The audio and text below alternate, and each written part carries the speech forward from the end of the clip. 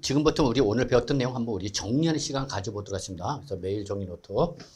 자, 1번. 공익사업이나 토지 등의 취득 및 보상에 관한 법률에 따른 공익사업과 관련하여, 그쵸, 여러분? 공익사업과 관련된, 뭐가 나왔죠, 여러분? 지지가 나왔죠, 여러분? 그래서 지하 또는 공중에 설정된 권리를 포함해서 이걸 설정하거나 대여함으로써 발생한 소득은 부동산 임대 사업 소득이라는데, 아니죠, 여러분. 공익사업과 관련돼서는 부동산 임대 사업 소득이 아니라 뭐죠, 여러분? 기타 소득이 되는 거죠, 여러분.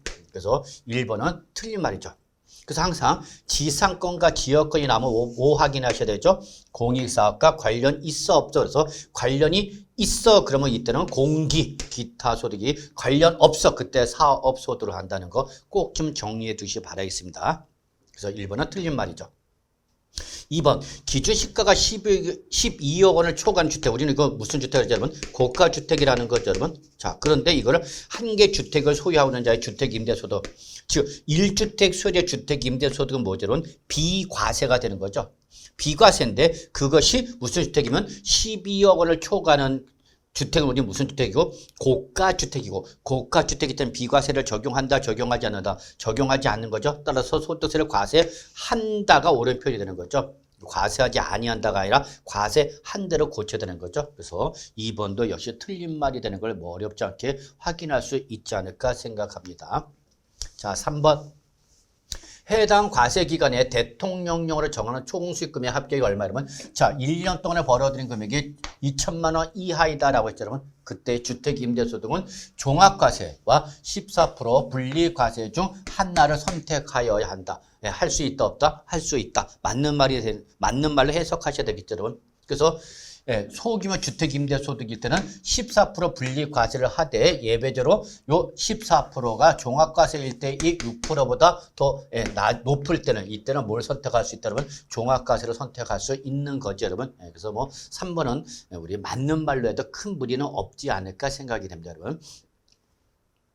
4번. 주택을 대여한 거죠. 그리고 뭘 받았죠? 여러분? 보증금을 받았죠. 그래서 보증금이나 항상 전세금이 나오면 이때 이 전세금과 보증금은 과세 대상 소득이다 아니다라고 했죠.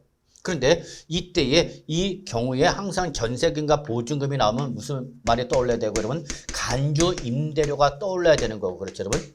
그러면 주택일 때는 간주 임대료 과세를 한다 안 한다? 안 합니다라고 했죠, 여러분.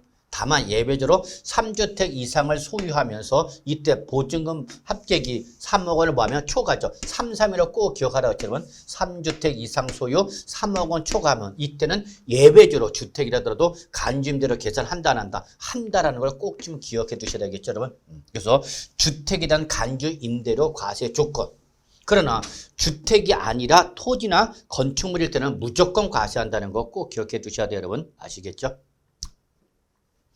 자, 그래서 여기까지가 아마 우리 부동산 임대 사업 소득인 것 같고요. 6번부터 이제 우리 양도소득세를 좀 넘어갑시다. 자, 양도소득세 과세 여부를 판단할 때에 뭐가 나왔죠, 여러분? 부동산 임차권이 나왔죠. 자, 부동산 임차권이 나오면 얘는 반드시 뭘 확인하라, 여러분? 등기 여부를 확인하셔야 됩니다라고 했죠.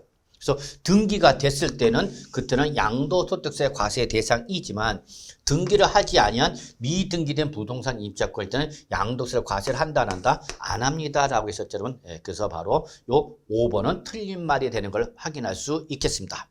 그래서 다시 한번 강조하지만 부동산 임차권이 나오면 뭐 확인하라고요? 등기 여부 확인하셔야 됩니다라고 했었죠. 이런 쉬운 것도 시험에 나와요, 여러분. 어려운 규정도 있지만 쉬운 규정도 시험에 나오기 때문에. 자, 그 다음에 여러분 이제 우리 뭐 나왔죠, 여러분? 영업권 나왔죠, 영업권. 그러면 영업권은 사업에 사용하는 부동산이나 부동산에 관한 권리와 분리인지 함께인지 이걸 반드시 구분하셔야 됩니다라고 했죠, 여러분.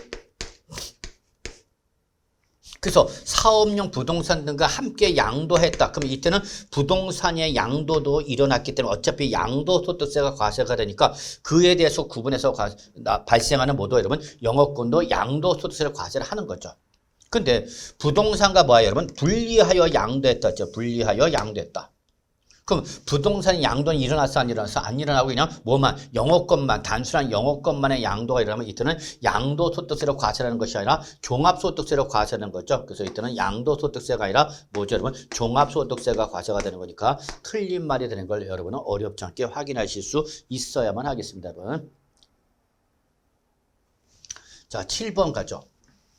부동산과 역시 함께 양도하는 이축권이죠, 여러분. 이축권. 그래서 이축권이 나오면 역시 영업권과 똑같이 부동산과 함께 양도해야 되는 거죠. 그래서 이렇게 부동산과 함께 양도한 이축권은 양도소의 과세 대상이 되는 거죠. 그런데 이때 그 이축권의 가액을 감정평가업자가 감정한 가액으로 모아요 구분하여 신고를 했다. 그럼 그때는 양도소득세가 아니라 뭘로 과세가 되는 거죠, 여러분? 종합소득세로 과세가 돼야 되는 거죠, 여러분. 네, 그래서 바로 7번은 틀린 말이 되는 거다라는 걸 확인할 수 있겠습니다.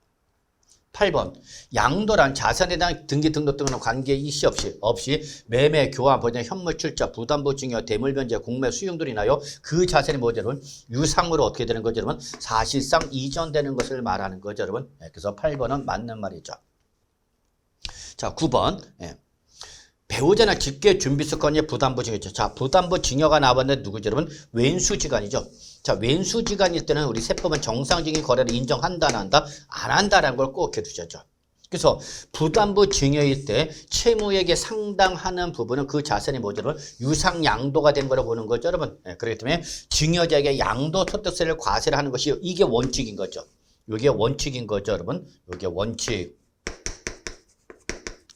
근데 앞에 무슨 말이 나왔냐면 왼수란 말이 나왔잖아요. 왼수. 그래서 왼수 기간이 있다면 이때는 예외를 적용해야 되는 거죠. 예외. 그래서 이때는 바로 전액 우리 증여를 추정하기 때문에 뭘로 때려야 되면 증여세로 때려야 되는 거죠. 그래서 이때는 증여자에게 양도소득세로 과세가 되는 것이 아니라 수중자에게 뭘로 여러분 증여세로 과세가 되는 거기 때문에 9번은 틀린 말이 되는 거죠. 네.